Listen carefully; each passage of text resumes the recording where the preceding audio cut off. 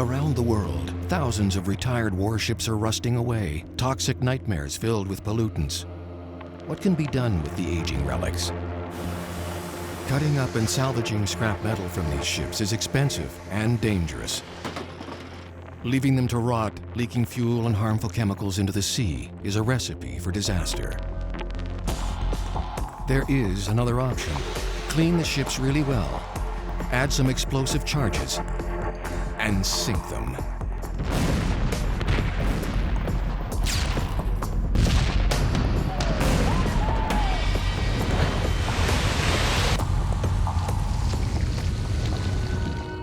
Once on the ocean floor, former warships transform into vibrant artificial reefs. Marine species colonize these iron and steel structures at an astonishing pace. A Canadian team, the Artificial Reef Society of British Columbia, is attempting to sink its 8th project, the Annapolis, a 366-foot destroyer. But since their first tour of the decommissioned ship, the group has endured years of delays and regulatory hurdles. Thousands of volunteer hours have been invested in the project. Will it finally be sunk? In the Cayman Islands, the Kittiwake met a watery grave while hundreds of onlookers cheered. It's now a popular tourist attraction and a thriving man-made reef. In the Florida Keys, artificial reefs provide new marine habitat and relieve pressure on natural coral reefs. In May 2009, after more than a decade of delays and budget shortfalls, the USS Vandenberg was sunk in the waters off Key West. Sinking massive warships is not without its problems or opponents. Each project has to balance environmental concerns with ever-increasing costs and technical challenges. And sinkings don't always go as planned. The future is uncertain for these reefs of steel.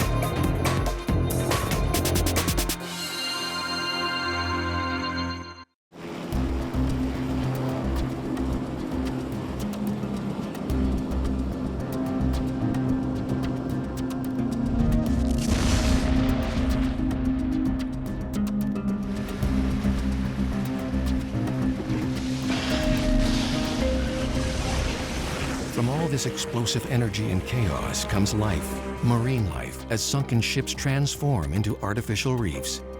Within days of sinking, algae begins to grow and invertebrates colonize iron and steel.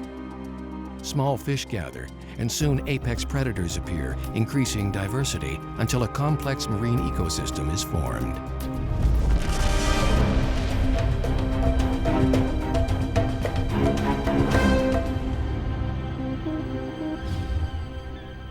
In 2004, members of the Artificial Reef Society of British Columbia visited Canada's Pacific Naval Base on Vancouver Island. They were invited by government officials to inspect the Annapolis, a recently retired destroyer escort.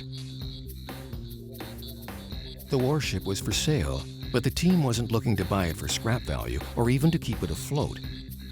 They were planning to sink it as an artificial reef. Here we are down at the ex-HMCS Annapolis, just doing a walkthrough to sort of check on the general condition, which gives us an idea of what we've got to deal with for preparation, cleaning, equipment removal, etc.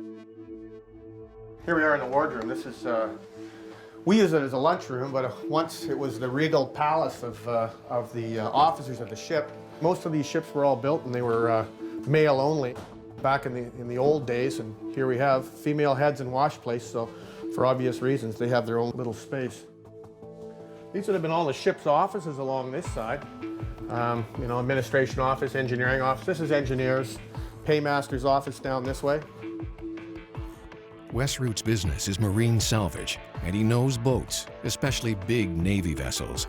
Actually, we'll go up the bridge first. Wes is the project manager for the Reef Society and is overseeing the preparation, cleaning, and metal recycling on a half dozen of these Navy ships. And on the Annapolis, Wes is looking for treasure, metals that can be removed and sold to help fund the project. As far as the salvage value on the ship, of course, it's all recyclable metals. So any of the non-ferrous recyclable metals is where any value is. The coppers, the brasses, the stainless steels. You just don't get any better than this. Lots of brass and copper, stainless, aluminum. This is what makes it all work. Here we are in the nice, shiny stainless steel galley. The price of stainless steel is pretty high right now, so it definitely helps things. I was going to get my wife a big soup pot like that because I've got 6 kids, but she didn't see the humor in it. I look around at all the metal, and effectively this is what fuels the whole machine.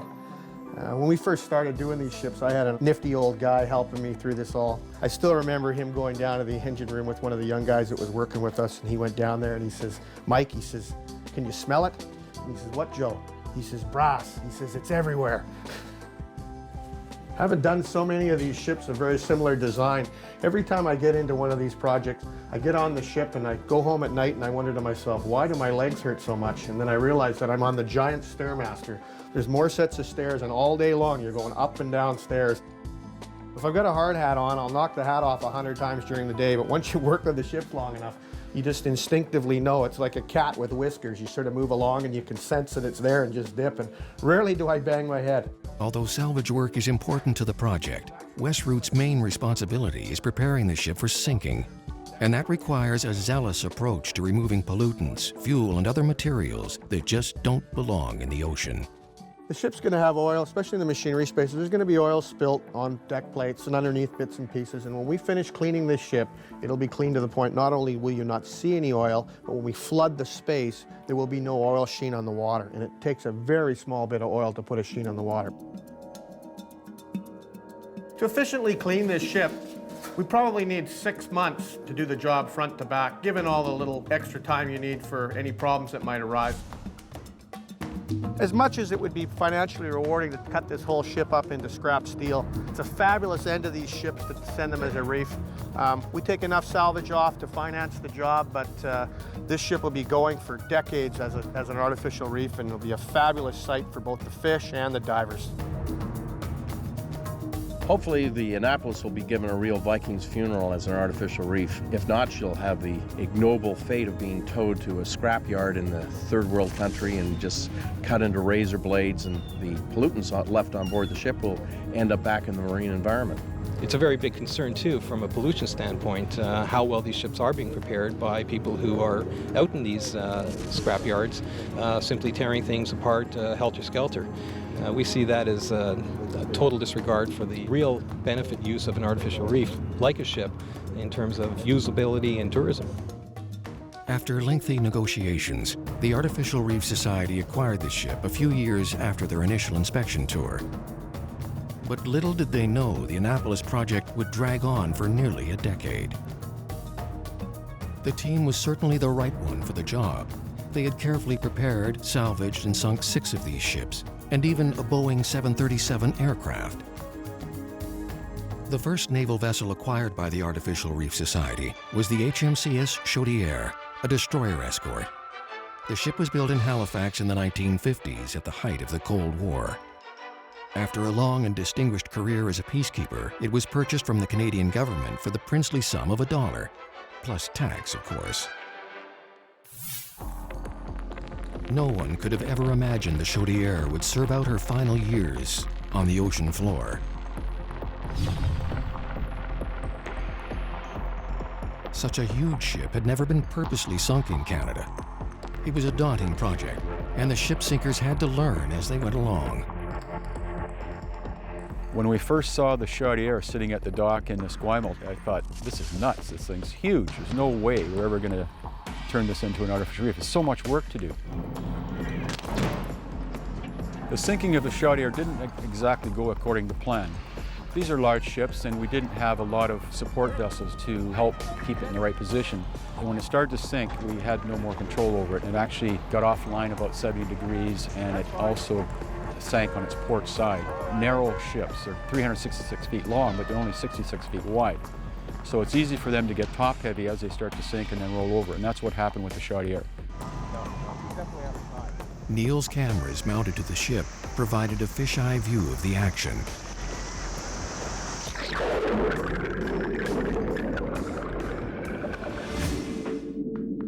This is the Chaudière today. 20 years after being sunk, the ship is a magnificent artificial reef. It's lying on its port side. On the bottom, it's a lovely wreck. It's more like a real shipwreck in that it's kind of haphazardly lying on the bottom rather than being upright, the way the more recent ships have gone down. The Artificial Reef Society learned many hard lessons from their experiences with the Chaudière and later projects. They are now considered world leaders in this unusual field of expertise. Canadians have literally written the book on how to properly prepare, clean, and sink a ship within demanding environmental standards. Dr. Chris Harvey Clark is a biologist and professor at the University of British Columbia. He's an expert on marine life colonization of sunken ships. Today, along with veteran cinematographer and zoologist Neil McDaniel, Clark is making his first dives on two long-established reef projects, the wrecks of the Cape Breton and the Saskatchewan. What do you got in there? Gold bars? Yeah, sorry. Our beer cooler. Oh, good. I'm glad because it's heavy. That's a good sign. The shipwrecks are located a few miles offshore and are only accessible by boat. Okay. Charter operator Kevin Breckman makes a sizable chunk of his living shuttling scuba divers back and forth to the sites. The wrecks are a fantastic thing, specifically just for the biodiversity and for the increase in marine life.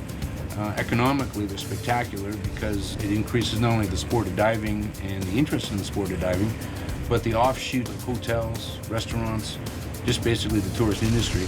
It's just a fantastic thing, and hopefully we can continue to do so.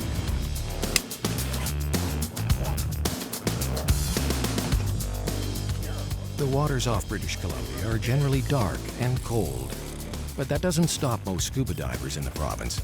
They're a hardy bunch. Well, the water is darn cold here and about 50 degrees Fahrenheit, so we've got to wear dry suits to protect ourselves thermally. Scuba divers here need a lot of equipment. Heavy weight belts, buoyancy compensators, thick gloves, and hoods. It can be a bit cumbersome. The moment of transition, when we go from being land animals to water animals. So Neil, I'm really pumped about this. I mean, this wreck's been here for 15 years. It should be absolutely loaded with marine life, so looking forward to the dive. Yeah, Chris, you're going to like this dive. It's, of all the destroyer escorts that have been put down in BC, it's probably the richest in terms of marine life.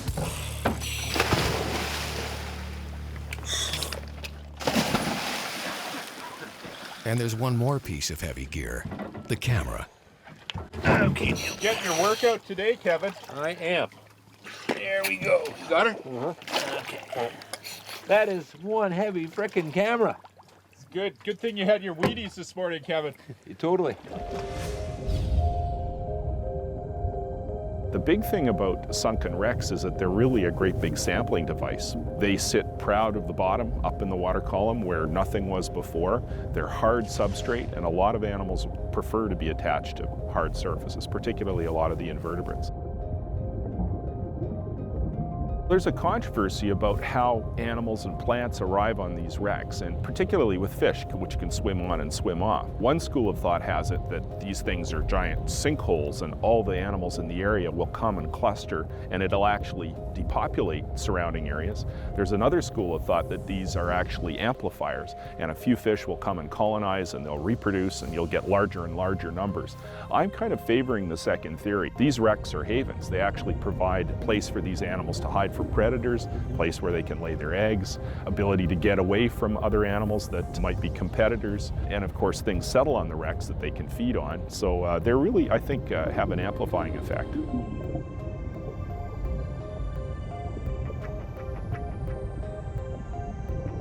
first thing you see is you're coming down the line and this ghostly white appearance coming at you out of the depths, out of the murk. And of course it's Metridium. It's these giant white anemones that are everywhere, carpeting the wreck, and mostly white. There are a few other colors, but they're definitely one of the signatures of the Pacific Northwest and on these wrecks. And then of course lots of fish. And one of the signature fish we see are the rockfish family. These are these spiky looking, long-lived, quite territorial for the most part fish. And I think for me one of the most exciting moments was seeing a species I hardly ever see anymore, the yellow-eye rockfish, which is a long-lived, lives to at least 128 years. After these wrecks sink, they stabilize, the invertebrates are attached, animals are starting to reproduce, fish populations are starting to grow, and that's what we're seeing now in the Nanaimo area. They have, I think, a golden period, and the golden period where they're just loaded with marine life happens in the decades, not in probably the first decade, but the second, third, fourth decade, it becomes loaded with marine life. These wrecks are just probably coming into their golden period now, 20 years on, and we're going to see massive invertebrate life. The sponges are the thing that really strikes you. When you see a cloud sponge as big as a Chesterfield, that's an exciting thing to see. And all the animals that are then inside that and living in that, that's just a life layered on life, and that's the exciting thing about these wrecks, because a lot of them have gone into places that are just a mud sand bottom, reasonably monotonous environment, not a lot of structure, not a lot of hard substrate, and now we've put these wrecks in and all these other things become possible.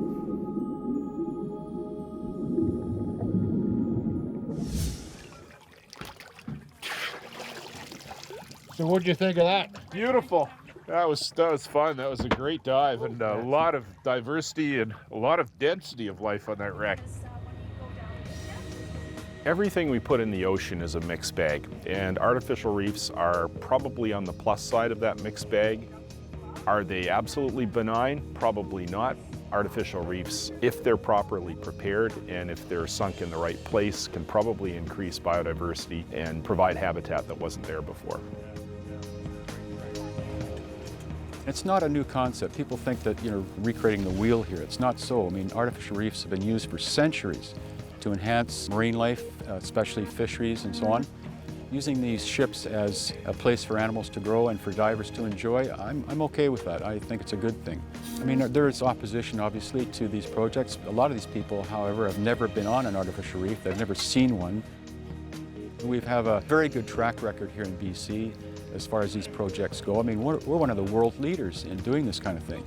A lot of places in the world, they look to BC, to what we've done here, for their inspiration in doing these projects. You can't just take a vessel out there and, knock a few holes in it and send it to the bottom.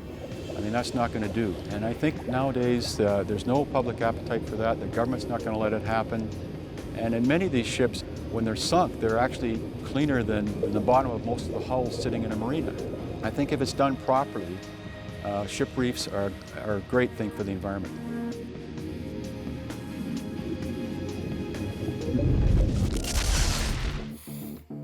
Retired RCMP explosives expert Roy Gabriel has sunk more ships than most navies.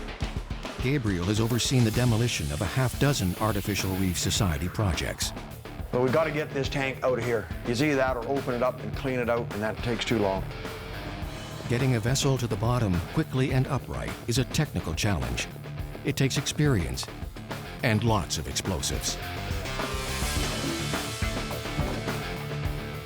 This is a sample of the copper flex linear. It's designed and built specifically for cutting steel. It's RDX explosives on the inside with a copper sheeting around the outside. The shape of the charge controls the massive shock wave that's produced. The explosives create an intense, narrow cone of energy that slices through an inch of steel plate in the blink of an eye. What we have here is the face side or business side of the explosive charge. This is the portion that will face the inside of the ship, and this is where it will actually physically cut a meter square hole or a 39-inch square hole out of the side of the ship. The explosion initially forces the steel outward. Water pressure pushes the plate back in, and the ship floods. It usually takes weeks to plan and assemble the explosives that sink a big naval vessel. A dozen or more custom-designed panels blow meter-square holes in the ship. They're carried sometimes down several levels to the bottom of the ship and fitted into place. Let me get one in the other side here. Okay, that'll stay there, Bruce. Each of the charges is built to fit precisely against curved hulls.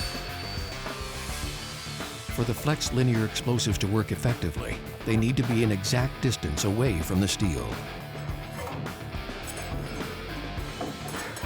When the engine room, boiler room go off, to start with, these charges would jump right off the ship because there's so much shock wave and twisting going through the ship as it fires. All of this timber basically just gets, blown into chipwood. Sinking an enormous warship requires that the explosive charges be precisely timed, fired in pairs inside the ship's hull just below the waterline.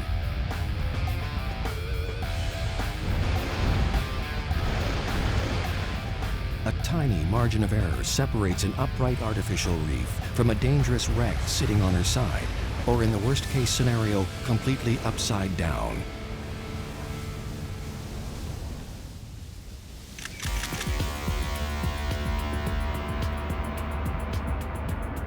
This is the former USS Spiegel Grove, an artificial reef in the Florida Keys. It's now a major scuba diving attraction, but it had a very troubled beginning. It's a good example of the potential risks and what can go horribly wrong when you sink thousands of tons of steel. After cleaning, the 510-foot, 5,400-ton ship was towed into position for final preparations. But on May 17, 2002, a day before she was supposed to sink, something went wrong. No one knows exactly why, but it began to sink prematurely. She was not only sinking, but she started to roll over and turned upside down. Air was trapped in the keel, and the ship bobbed at the surface. The Spiegel Grove was now a shipping hazard. Getting the ship to the bottom and hopefully on her side was the first priority, and it needed to be done fast. Salvage teams were brought in, new holes were cut in the hull, and enormous balloons were used to help get the ship turned over. Once on the bottom and resting on her side, Hurricane Dennis intervened. The storm was serendipity indeed.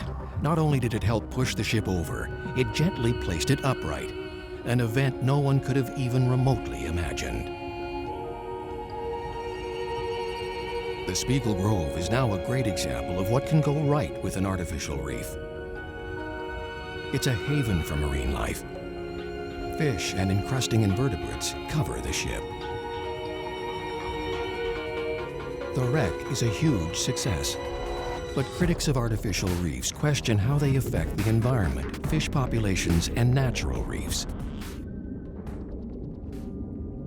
The Spiegel Grove is part of a long-term study on the impact of artificial reefs. Ladd Akins is the project manager of REEF, the Reef Environmental Education Foundation. The Spiegel Grove is in a very unique position. It's in a sand bottom area, away from the reef, but somewhat close. Let's say within a quarter mile of nearby natural reef areas. And I think the intent was to put it far enough away that even if it moved a little bit, it wouldn't damage the natural reef, but also close enough so that there could be interaction between the marine life on the natural reef system and on the wreck itself. And I think we're seeing a lot of that. We're in year 4 of a 5-year study right now, looking at the fish assemblages, not only on the Spiegel Grove, but also on the adjacent natural reef areas. And we've really seen some great stuff. Over 170 species of fish on the Spiegel Grove itself.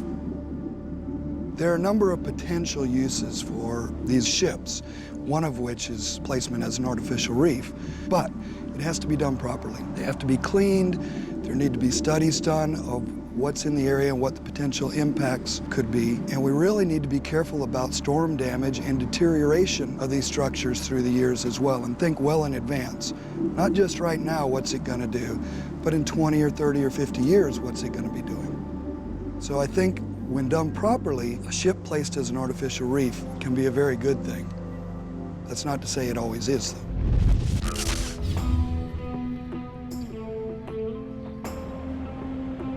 In Virginia, Texas, and California, hundreds of mothballed ships are part of the U.S. Defense Reserve Fleet. Some of the vessels are in good enough shape that they can be activated for duty in national emergencies. The oldest, most decrepit hulls are generally slated for recycling, but for many of the ships, their ultimate fate remains uncertain. Some are just too toxic with pollutants to scrap, while others are simply not valuable enough to bother scrapping. Even though it wasn't the largest in the Virginia Reserve Fleet, the USS Vandenberg was chosen for a unique project in Key West, Florida. The Vandenberg project was conceived back in, I guess, 1996. We had been put on notice as a community from the National Marine Sanctuary that they were going to allow us to put a large shipwreck down here in the sanctuary. And so we made a decision and we picked the Vandenberg out of an inventory of about 400 ships. We liked it because of all of the topside structure. We figured it would hold more fish that way. And it was listed as a low hazmat ship suitable for artificial reef. So we wanted a clean ship. It was cool looking, it was big. Those things kind of drove the decision. Several years into her retirement, the Vandenberg looked a little worse for wear. But she was destined to join several other successful artificial reef projects in the Florida Keys. The Vandenberg, from a historic perspective and recreational perspective, will complete the southern leg of the Florida Historic Shipwreck Trail. This one will be easily accessible for glass-bottom boats and snorkelers, as well as scuba diving and fishing. So it's something that everybody can participate in. Our reefs are struggling, as they are worldwide. And this project, we worked with the local maritime resource people and the National Marine Sanctuary to design a reef that would be attractive enough to physically move recreational pressure off of the natural reef and put it onto the artificial reef. It's designed specifically as a management tool for the sanctuary. As Sink Day approached, curious crowds gathered at the Key West Pier. It was a big event, unlike anything the community had ever experienced. It's not often that you sink a 500-foot ship on purpose.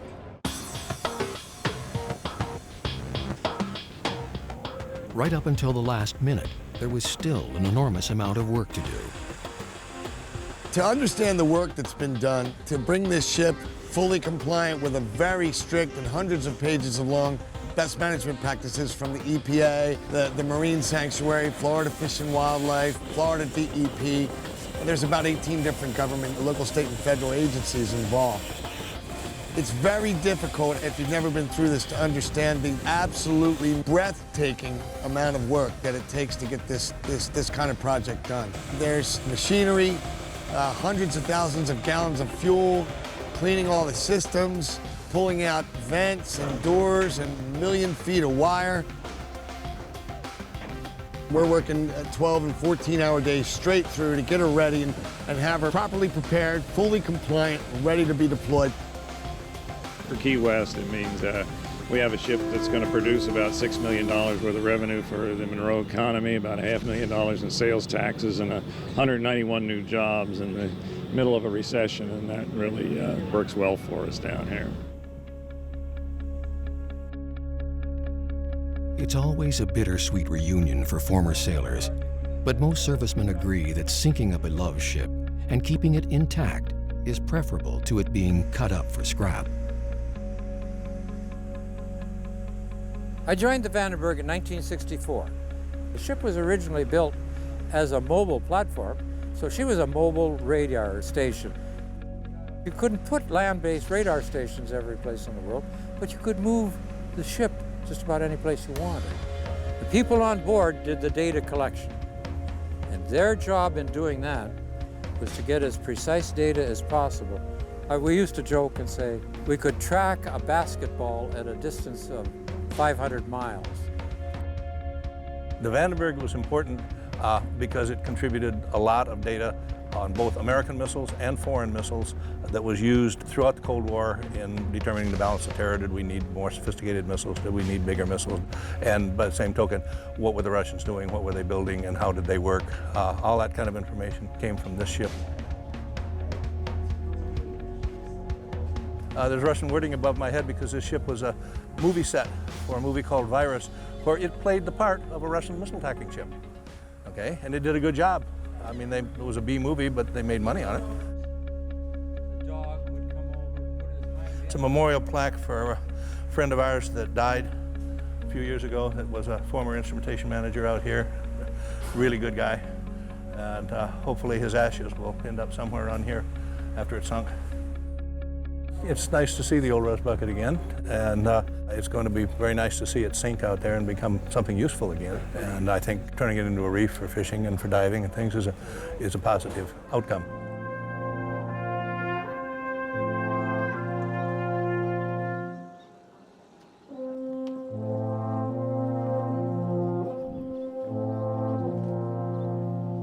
As with all Navy ships, whether they're American, Canadian, or other nationality, military ceremonies are usually solemn affairs. Countless sailors lived and died on these once proud warriors.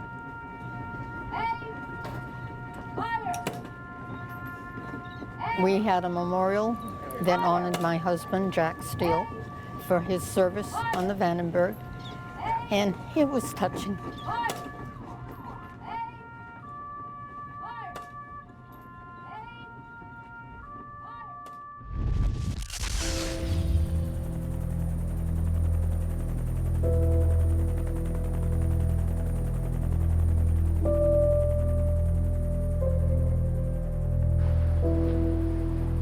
On a calm May morning, hundreds of observers made the trip to the sinking site.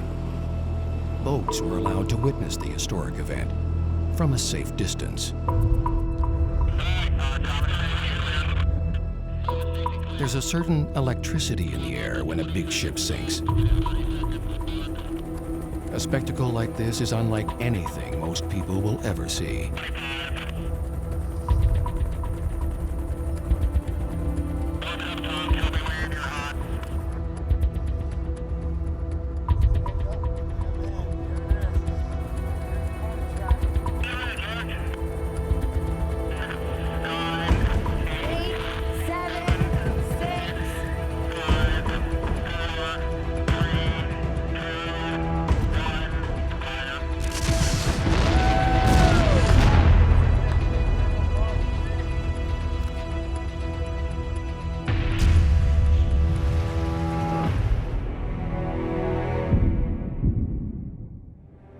No matter how thorough the preparation or how precisely the explosives are timed, there's always a nagging apprehension that the ship will roll over.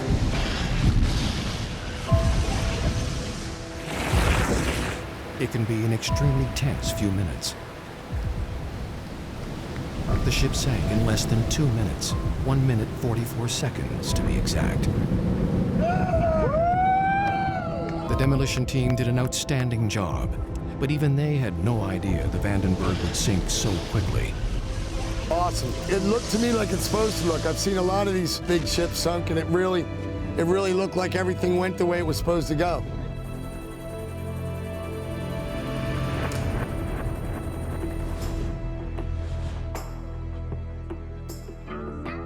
The next day, dignitaries and participants headed out to the new dive site for a first look at the ship.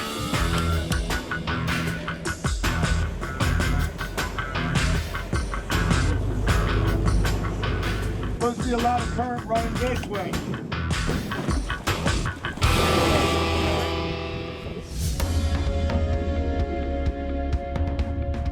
The wreck site is now one of the most visited scuba dives in the world. A tremendous success story. With the scuba diving crowd, the new artificial reef is a huge hit.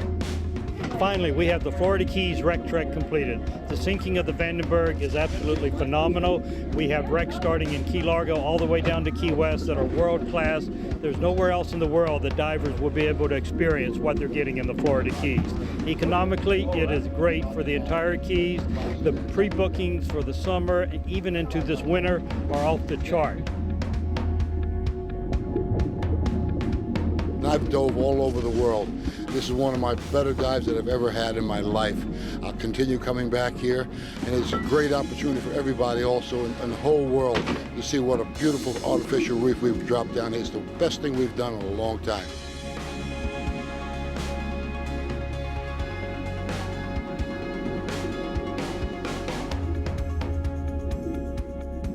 I think it's exactly what we planned it to be.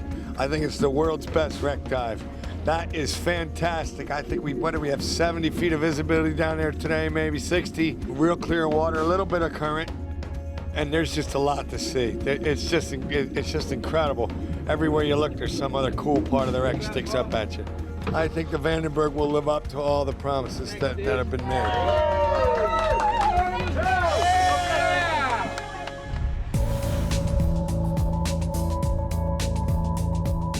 One of the Caribbean's most popular tourist and scuba diving destinations are the Cayman Islands.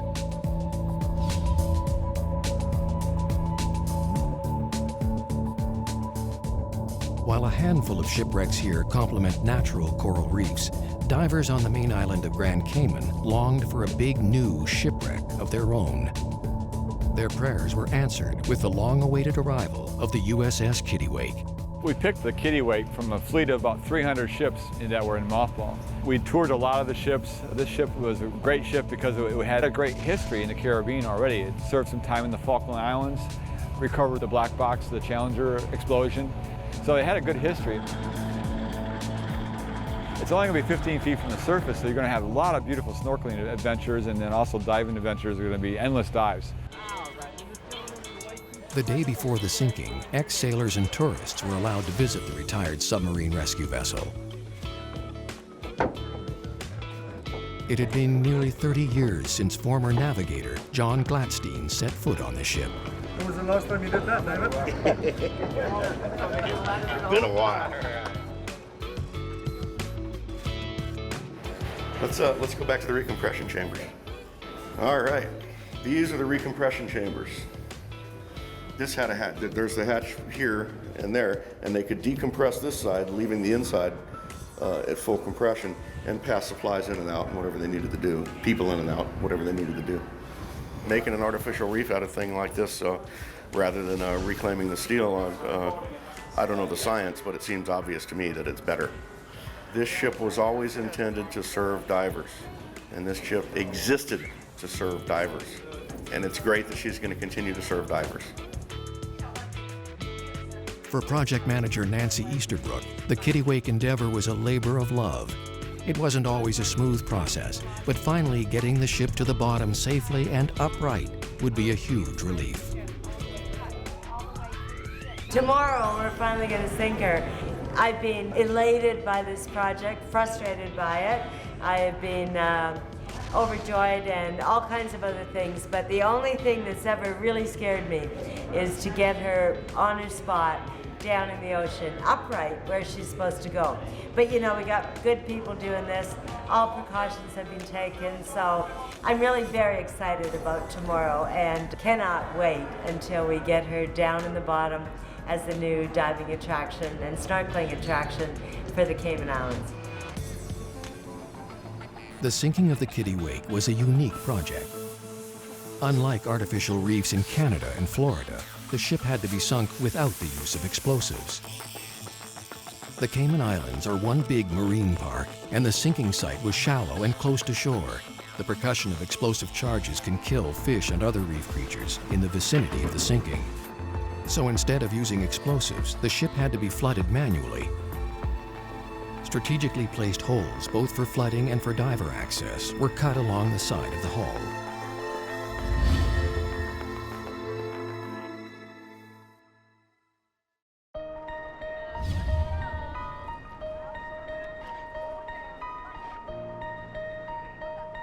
Early on sink day, the hull of the Kittiwake was flooded. Heavy pumps filled the ship with seawater as curious onlookers started to gather for the big event.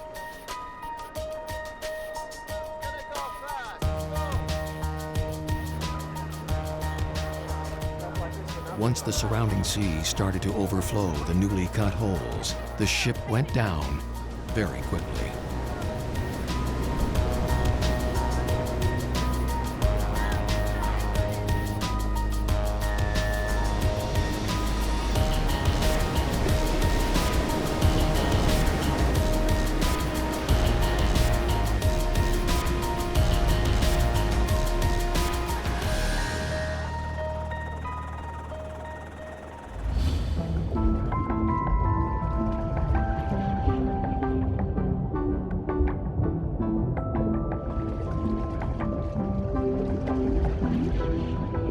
Just minutes after sinking, a few divers were allowed underwater to take a look. The ship landed almost perfectly upright, a great relief to project organizers. Not surprisingly, small fish immediately moved on board, using the superstructure as shelter. And not long behind them, big predators like this barracuda ventured onto the ship.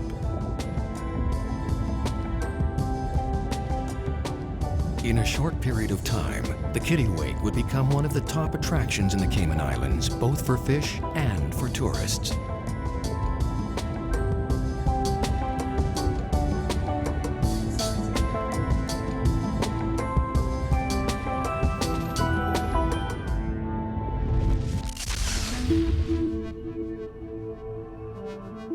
This is the HMCS Annapolis. Workers are frantically preparing the ship for sinking.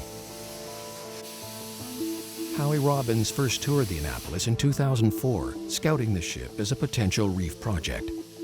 When we first inspected the Annapolis back in 2004, we were thinking this was an extraordinary new opportunity simply because the Annapolis was such a different ship compared to the other ships that we had already sunk. Fundamentally, the Annapolis has about 40% more exterior surface area, and that's due to the helicopter flight deck and hangar and a few other features as well. Although it's the same length and width as our previous vessels, we believe the Annapolis offers a lot more habitat space, which we think will be beneficial for marine life. The Annapolis project has been fraught with problems, the first of which was the global financial meltdown of 2008. Scrap salvage is the main source of revenue for projects like these, and metal prices plummeted. Even with budget shortfalls and countless delays, the Annapolis project soldiers on with the help of hundreds of dedicated volunteers. Each weekend, they head out to the ship, cutting access holes, cleaning compartments, removing debris and scrap metal, whatever it takes. Our best estimate is we have over 1,000 volunteers over a 3.5-year period and an estimated 17,000 hours put into the project. With just a week to go before a scheduled October 2012 sink date, the ship is still not quite ready. There's more cleaning required, oil and grease to be removed, and most of the diver access holes are not yet cut.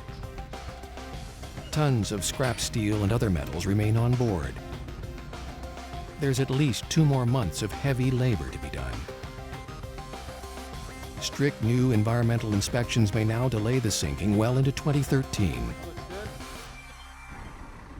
Set to sink in a sheltered bay just a few miles from downtown Vancouver, the Annapolis project has also been plagued by protests and opposition. Many people feel that sinking the ship on purpose is akin to throwing a big tin can in the water. Garbage disposal on a grand scale. Every time you do something out in the marine environment, there are going to be people who are for it and people who are against it. And it doesn't really matter whether you're talking about aquaculture, about sinking a shipwreck. Is the sum total of what we're doing when we sink these ships, is it good or bad? I'm not an unbiased person where this is concerned. I think from my viewpoint, it's probably a better thing. It's a substrate, it's a place for animals to attach, and if we understand the wrecks can be a haven, then other places can be as well. We have high hopes for the Annapolis. I think she's going to be well-traveled and well-visited, and also she's going into an area that's kind of mud sand bottom. Undoubtedly, she's going to become a magnet that will attract, retain, and amplify marine life in the area. With more hard work and a bit of luck, the HMCS Annapolis will soon be resting on the seafloor. For now, like countless other warship relics, it awaits an uncertain fate. When it does sink, the Annapolis will serve its final mission as a reef of steel.